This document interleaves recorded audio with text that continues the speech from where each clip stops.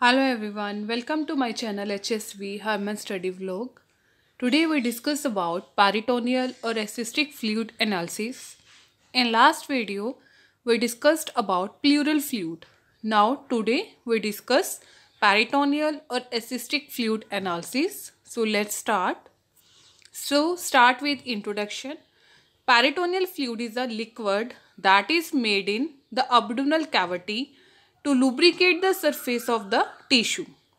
सो peritoneal fluid के एक liquid है, मेड किस में होता है? अब्डोमिनल कैविटी में, लुब्रिकेट करता है टिश्यू के सरफेस को. That lines the abdominal wall and pelvic cavity.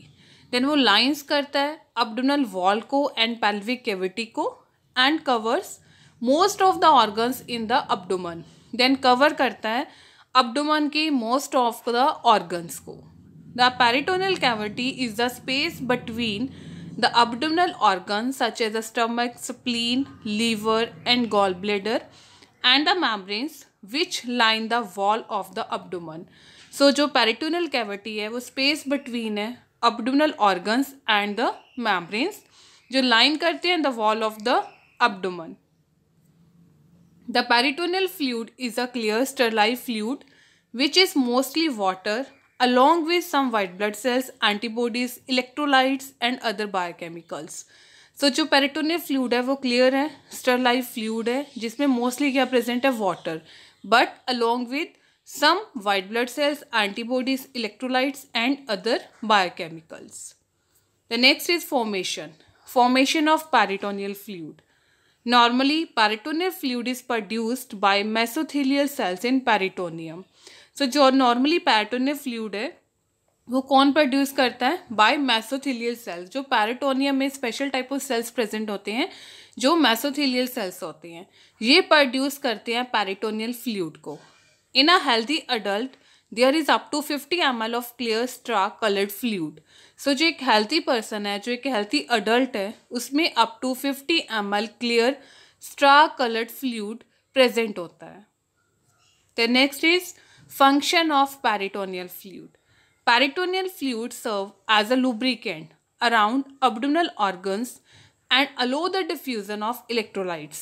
जो peritoneal fluid है वो सर्व करते हैं as a lubricant around abdominal organs and allow करते हैं diffusion of electrolytes.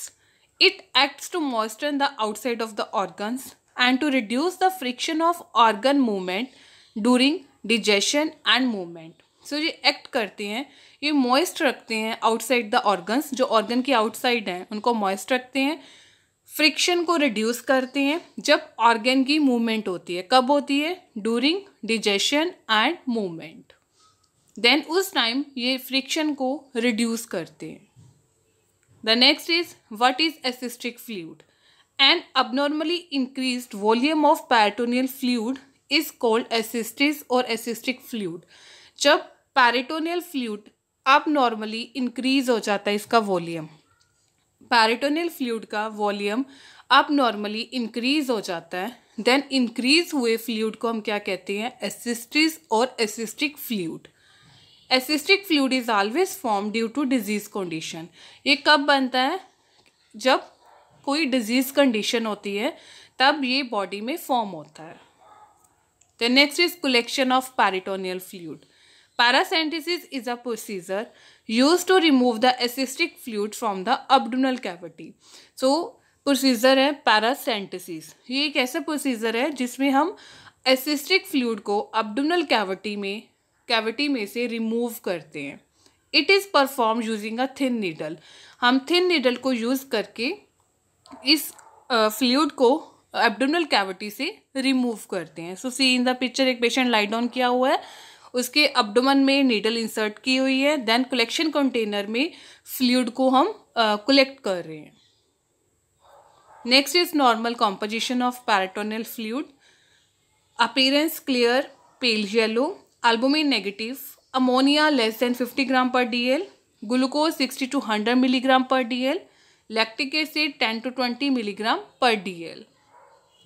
The next is the clinical significance. Normally, The peritoneal cavity contains less than 100 ml of clear and star colored fluid.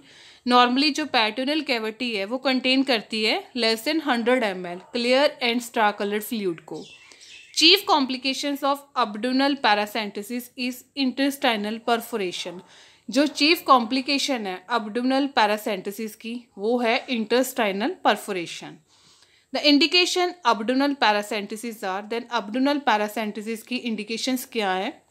First, possible ruptured viscous और intra-abdominal hemorrhage due to trauma. So trauma की वजह से rupture हो सकता है, intra-abdominal hemorrhage हो सकता है. Second, acute abdominal pain of unknown etiology. Pain हो सकता है abdomen में, acute पेन हो सकता है जिसका हमें कारण नहीं पता अभी तक. Third, post-operative hypertension. Post-operative hypertension can be due to serious cause such as bleeding or cardiac cause. So जो post-operative hypertension है ये serious cause की वजह से हो सकता है जैसे कि bleeding और cardiac cause. Fourth is ascites of unknown etiology. जो पेरिटोनियल फ्लूइड है जब उसका वॉल्यूम बॉडी में इंक्रीज हो जाता है उस कंडीशन को हम बोलते हैं एसिस्टिस, एसिस्टिक फ्लूइड. सो उसका भी हमें कारण नहीं पता कि ये बॉडी में इंक्रीज क्यों हो गया है. So this is the clinical significance of peritoneal fluid. So this is all about the peritoneal fluid. So please like, share, comment on my channel. If you like my videos, subscribe my channel. Thanks for watching.